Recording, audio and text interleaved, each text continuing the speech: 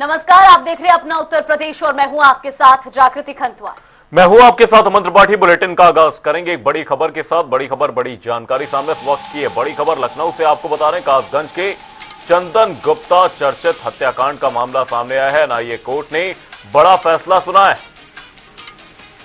तो 28 आरोपियों को कोर्ट ने दोषी पाया है। 2 आरोपियों को सबूत के अभाव में बरी कर दिया गया है। आपको बता दें कि एनआईए कोर्ट दोषियों को जल्द सजा भी सुनाएगी। ये बड़ी अपडेट आपको बता रहे हैं। हत्याकांड मामले से जुड़ी इस वक्त की बड़ी जानकारी। एनआईए कोर्ट ने बड़ा फैसला सुनाया है। दरअसल आपको बता दें कि 28 आरोपियों को कोर्ट में दोषी पाया गया है और 2 आरोपियों को सबूत के अभाव में बरी कर दिया गया है। फिलहाल एनआईए कोर्ट दोषियों को जल्द ही सजा भी सुनाएगी। लखनऊ से ये बड़ी जानकारी। कासगंज के चंदन गुप्ता चर्चित हत्याकांड का ये पूरा मामला है। इसी खबर पर ज्यादा जानकारी के साथ हमारे सहयोगी अनूप हमारे साथ जुड़े। अनूप, जिस तरह से इस पूरे हत्याकांड मामले में 28 आरोपियों को दोषी पाया गया है, कब तक उन्हें सजा सुनाई जाएगी? कोर्ट की ओर से क्या कुछ फैसला सुनाया गया है? देखिए जागृति, 2018 में कासगंज में एक साइकिल यात्रा विश्व हिंदू परिषद के कार्यकर्ताओं ने निकाली थी, जिसमें चंदन गुप्ता नाम का जो कार्यकर्ता था उसकी वहां पर हत्या कर दी गई थी उस तिरंगा यात्रा में। उसी मामले को लेकर हालांकि वो मामला इतना दूर पकड़ गया था कि कई दिन तक वहां पर इंटरनेट की सेवाएं बंद करनी पड़ी थी। वहां के लोगों में काफी आक्रोश था और लगातार वहां पर आगजनी जैसे बवाल लगातार हुए थे। उसके बाद करीब 6 साल लग गए उस मामले पर। अब कोर्ट का एनआईए कोर्ट का फैसला आया है, जिसमें 28 लोग दोषी करार हुए हैं कोर्ट के द्वारा। अब इनको कोर्ट सजा सुनाएगी। हालांकि इस मामले पर 28 लोग जो दोषी करार हुए हैं, इसके बाद फैसला सुरक्षित रख लिया गया है। अब कोर्ट इस फैसला सुनाएगी इस मामले पर, किस तरीके से जब चंदन गुप्ता की वहां पर हत्या हुई थी उसके बाद हालांकि विश्व हिंदू परिषद की लगातार कोर्ट को मांग रही कि इस पर जल्द फैसला आए। जिस तरीके से वहां पर बवाल हुआ और चंदन गुप्ता की हत्या हुई, हत्या होने के बाद तमाम जिला प्रशासन पर आरोप लगे।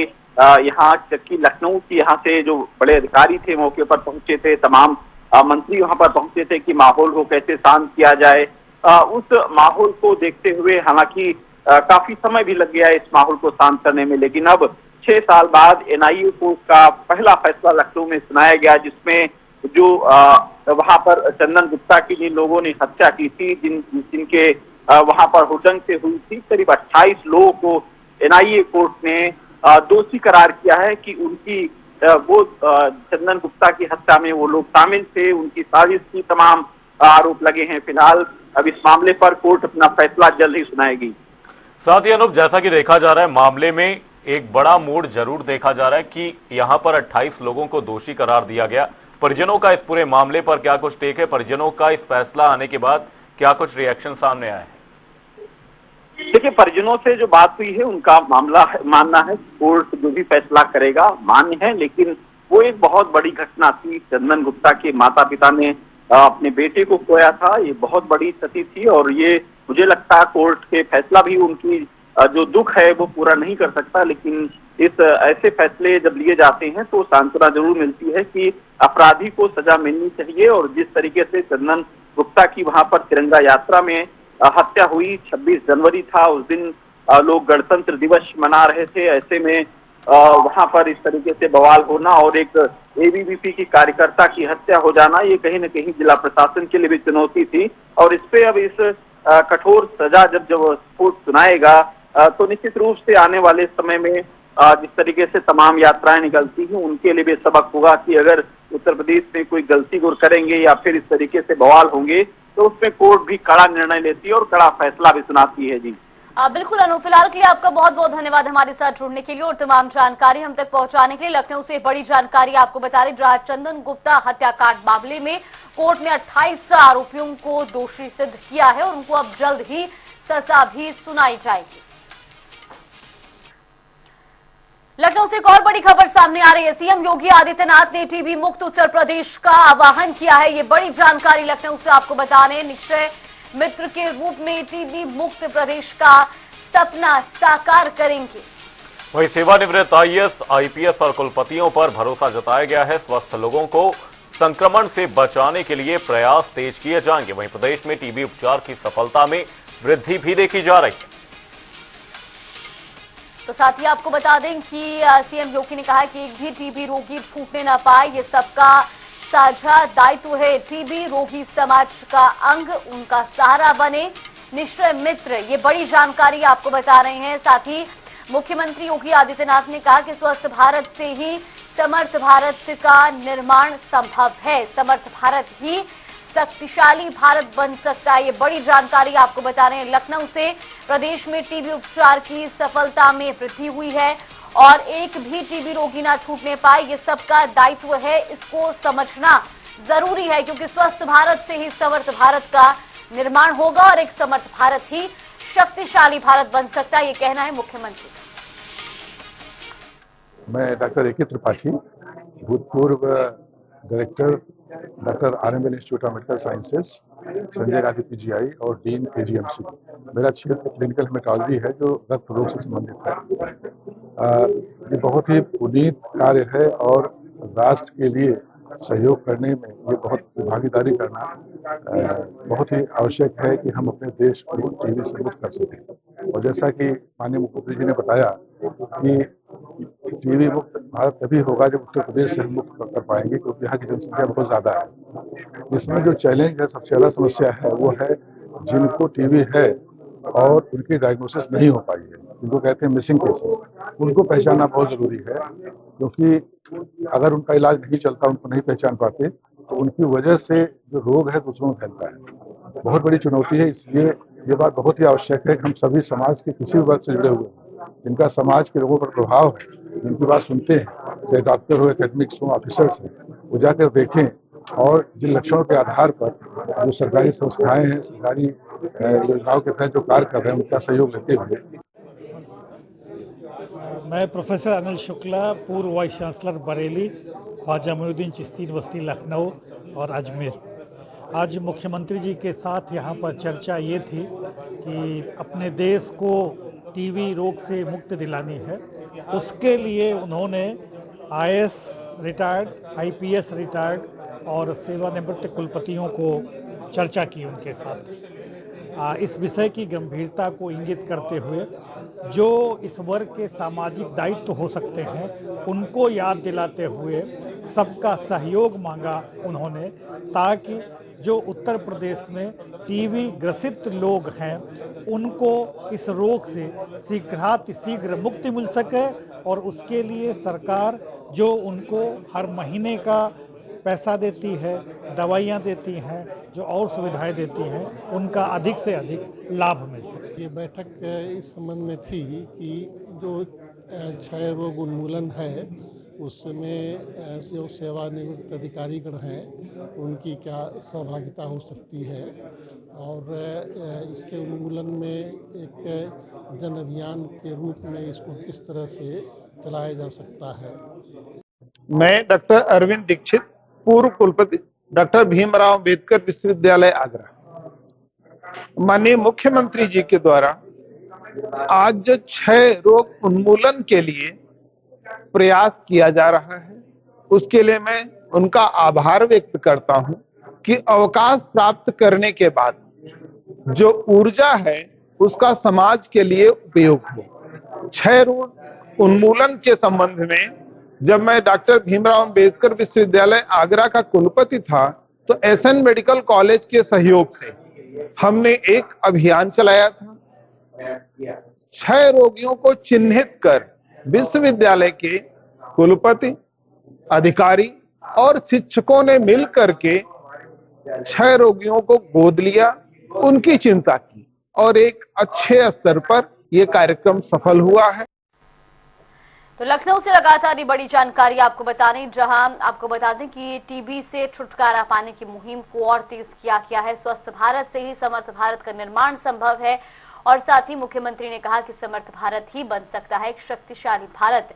सीएम योगी आदित्यनाथ ने टीबी मुक्त उत्तर प्रदेश का आह्वान किया है और इसी को लेकर के उन्होंने एक बयान भी देते हुए कहा कि सेवानिवृत्त आईएएस, आईपीएस और कुलपतियों पर भरोसा जताया गया और स्वस्थ लोगों को संक्रमण से बचाने के प्रयास अब और तेज किए जाएंगे।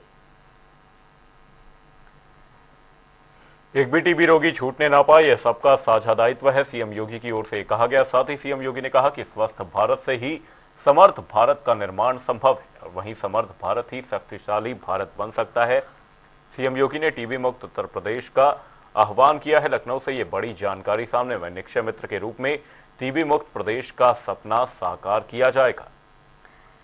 तो आपको बता दें कि इस टीबी मुक्त प्रदेश के आह्वान के साथ ही विश्वास जताया गया है अफसरों पर, अधिकारियों पर, और जिम्मेदारियां भी दी गई हैं कि एक भी टीबी रोगी छूटने न पाए। ये सबका साझा दायित्व है, क्योंकि टीबी मुक्त जब प्रदेश होगा तो तभी स्वस्थ भारत समर्थ भारत बनेगा और फिर समर्थ भारत ही शक्तिशाली भारत बन सकता है।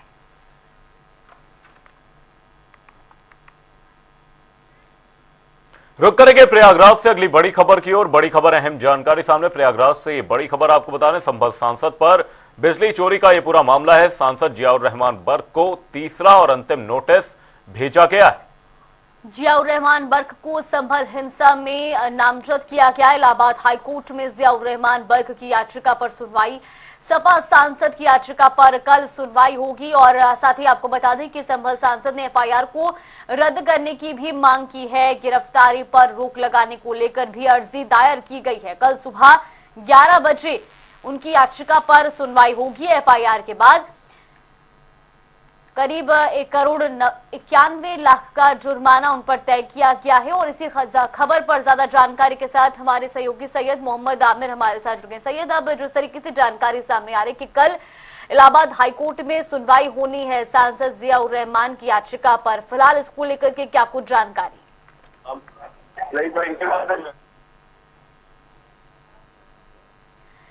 सैयद, आप तक मेरी आवाज पहुंच रही है? सपा सांसद जियाउर रहमान इलाहाबाद हाईकोर्ट में जो याचिका दाखिल की है संभल में जामा मस्जिद सर्वे के दौरान हिंसा को लेकर खिलाफ एफआईआर दर्ज के वैधानिकता को चुनौती दी है। और साथ ही उन्होंने कहा है कि जो हिंसा के खिलाफ उन्हें उकसाने का आरोप लगाया है और जो एफआईआर दर्ज हुई है उस एफआईआर को रद्द किया जाए और साथ ही अंतिम फैसला आने तक गिरफ्तारी व पुलिस के द्वारा निरूपणात्मक कार्रवाई पर रोक लगाने की मांग की है। और इसी मामले को लेकर अब हाईकोर्ट में कल सुनवाई होनी है। सुबह 11 बजे से ये सुनवाई शुरुआत होगी और इसी को लेकर उन्होंने जो एफआईआर हुई है संबंध में उसकी चुनौती हाईकोर्ट में दी है और जिसको लेकर उन्होंने हाईकोर्ट का दरवाजा खटखटाया है। जी, साथ ही सैयद, जिस तरीके से ये पूरा मामला आगे बढ़ता हुआ नजर आ रहा है सैयद मोहम्मद आमिर, इस दौरान देखा जा रहा है कि जो जियाउर रहमान बर्क हैं उनकी मुश्किलें खत्म होने का नाम नहीं ले रही और गिरफ्तारी पर रोक को लेकर भी उन्होंने अर्जी दायर की है। जी हाँ, इन्होंने पुलिस के द्वारा जो भी कार्रवाई है इनका कहना है कि एफआईआर रद्द की जाए और साथ ही जब तक कोर्ट का अंतिम फैसला नहीं आ जाता इनकी गिरफ्तारी ना हो और इन पर किसी तरह की कार्रवाई ना हो, ये इन्होंने अपनी याचिका में मांग की है। फिलहाल अब कोर्ट में कल सुनवाई होने के बाद ही कोर्ट का क्या निर्णय आता है ये स्थिति स्पष्ट हो पाएगी कि इनकी गिरफ्तारी होगी या फिर इनको कोर्ट से राहत मिलती है, ये तो आने वाला वक्त बताएगा। जी अमन। बिल्कुल सैयद, फिलहाल के लिए आपका बहुत बहुत धन्यवाद हमारे साथ जुड़ने के लिए और तमाम जानकारी हम तक पहुंचाने के लिए। तो दरअसल 24 नवंबर को संभल में मस्जिद के सर्वे के दौरान हिंसा हुई थी और इस हिंसा में सपा सांसद जियाउर रहमान बर्क का भी नाम सामने आया था। उन पर इस पूरे मामले को लेकर एफआईआर भी दर्ज हुई थी, लेकिन अब सपा सांसद की ओर से इस पर याचिका दायर की गई है जिस पर कल इलाहाबाद हाईकोर्ट में सुनवाई होनी है।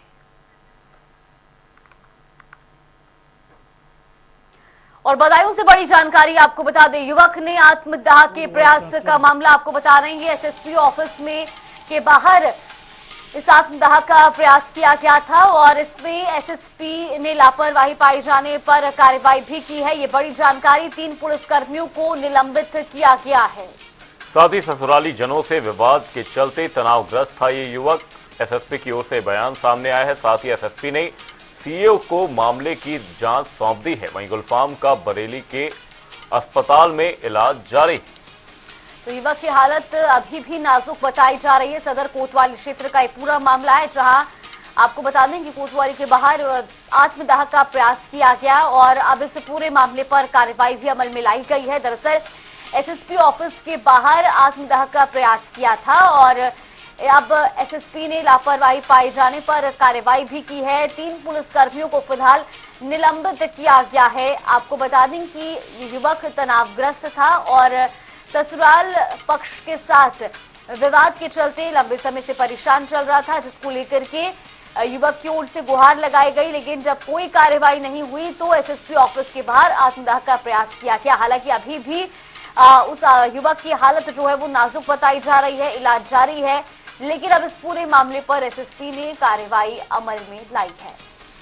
तो बधाइयों से बड़ी जानकारी आपको बता दें, एसएसपी की ओर से लापरवाही पाए जाने पर कार्रवाई की गई। 3 पुलिसकर्मियों को इस दौरान निलंबित भी किया गया। वहीं आपको बता दें, ससुराल के लोगों से चल रहे विवाद से युवक तनावग्रस्त बताया जा रहा था। एसएसपी की ओर से यह बयान सामने आया है। साथ ही सीईओ को इस पूरे मामले की जांच सौंप दी गई। तो युवक की हालत अभी भी नाजुक बताई जा रही है, जिसका इलाज अस्पताल में जारी है। ये पूरा मामला सदर कोतवाली क्षेत्र का है, जहां पर ये पूरी घटना हुई है। दरअसल युवक जो है वो तनावग्रस्त था और इसी दौरान जब उसने इस पूरे मामले पर कार्रवाई को लेकर के गुहार लगाई और उसकी गुहार जब नहीं सुनी गई तो उसने एसएसपी ऑफिस के बाहर आत्मदाह का प्रयास किया। अभी भी स्थिति काफी नाजुक बनी हुई है, लेकिन अब एसएसपी ने इस पूरे मामले पर कार्रवाई की है। बदायूं से हमारे सहयोगी अवधेश मिश्रा हमारे साथ जुड़े। अवधेश, इस पूरे मामले पर कार्रवाई अमल में जरूर लाई गई है, 3 पुलिसकर्मियों को भी सस्पेंड कर दिया गया है, लेकिन जो आत्मदाह का प्रयास कर रहा युवक था उसकी हालत अभी भी गंभीर बनी हुई है। जागृति, आपको बता दूं जिम्मेदार कौन है इसकी जांच की जा रही है। फिलहाल अफसरों ने 3 पुलिसकर्मियों को सस्पेंड कर दिया है। आखिर पीड़ित किससे त्रस्त था इसकी किसी को की भी जवाबदेही नहीं है। बदायूं एसएसपी ऑफिस के बाहर युवक ने खुद को आग लगाई थी।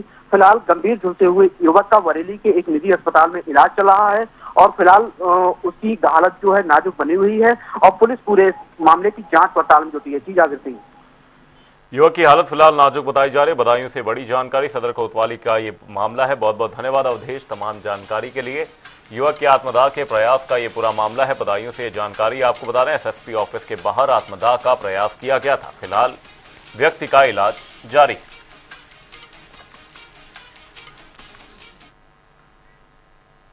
रुक करेंगे ताबड़तोड़ खबरों की ओर।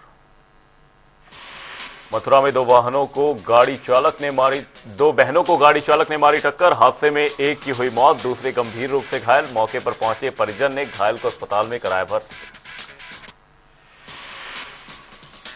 फर्रुखाबाद में शादी के 8 महीने बाद विवाहिता ने फांसी लगाकर की आत्महत्या। सूचना पर पहुंची पुलिस शव को पोस्टमार्टम के लिए अस्पताल भेजकर जांच में जुटी। पीलीभीत में चेकिंग के दौरान पुलिस को मिली बड़ी सफलता। 2 शातिर चोरों को किया गिरफ्तार। आरोपियों के कब्जे से 5 मोटरसाइकिलें की बरामद। कानपुर देहात में एसपी ने रंगे हाथों दरोगा को 10,000 रुपए की रिश्वत लेते हुए किया गिरफ्तार। आरोप पत्र न्यायालय में दाखिल करने के एवज में दरोगा ने महिला से की थी 20,000 रुपए की डिमांड। मथुरा में पूर्व केंद्रीय मंत्री अनुराग ठाकुर का वीडियो क्रिकेट खेलते हुए हुआ वायरल। वीडियो में बॉलिंग करते हुए अनुराग ठाकुर आए नजर। रायबरेली में कार सवार दबंगों ने रिक्शा चालक बुजुर्ग के साथ की मारपीट। पिटाई का वीडियो सोशल मीडिया पर वायरल। आगामी जांच में जुटी पुलिस। मथुरा में आगरा दिल्ली नेशनल हाईवे पर टला बड़ा हादसा। नियंत्रित होकर पलटा गैस कैप्सूल टैंकर। टैंकर के पलटने से हाईवे पर मचा हड़कंप।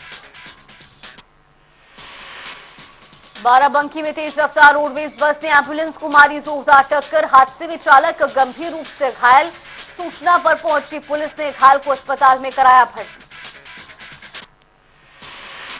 सहारनपुर में शराबी राहगीरों ने पुलिस को दी धमकी। धमकाने का वीडियो सोशल मीडिया पर वायरल। 3 लोगों के खिलाफ एफआईआर।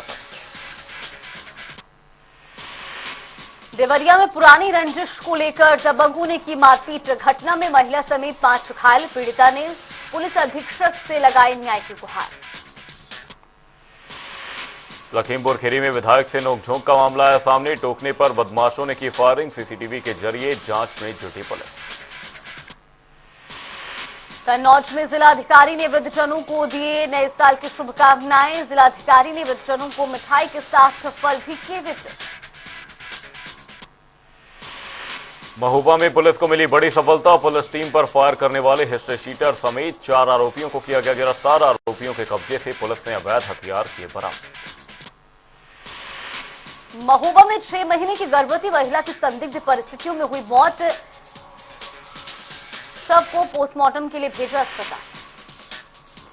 आजमगढ़ में दो पक्षों में जमकर मारपीट, इस दौरान दोनों पक्षों में हुआ पथराव। मारपीट का वीडियो सोशल मीडिया पर वायरल। जमीनी विवाद को लेकर हुई थी मारपीट।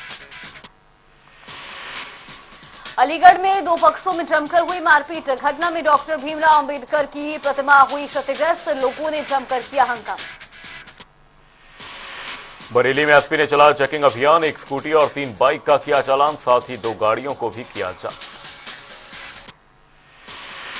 आगरा में संदिग्ध परिस्थितियों में मृतावस्था में पड़ा मिला 45 साल के युवक का शव, सूचना पर पहुंची पुलिस ने शव को पोस्टमार्टम के लिए भेजा अस्पताल। हाथरस में घने कोहरे के कारण हुआ भीषण सड़क हादसा, बस और मिनी ट्रक की आपस में टक्कर, हादसे में एक युवक की मौत, 2 लोग गंभीर रूप से घायल।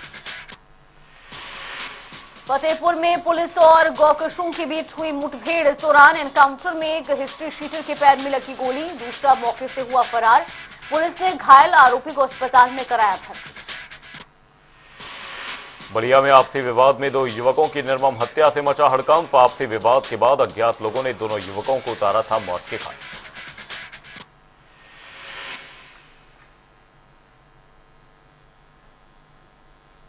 और चलिए उत्तर प्रदेश की खबरों में फिलहाल के लिए बस इतना ही, यहां पे रुकते हैं छोटे से ब्रेक।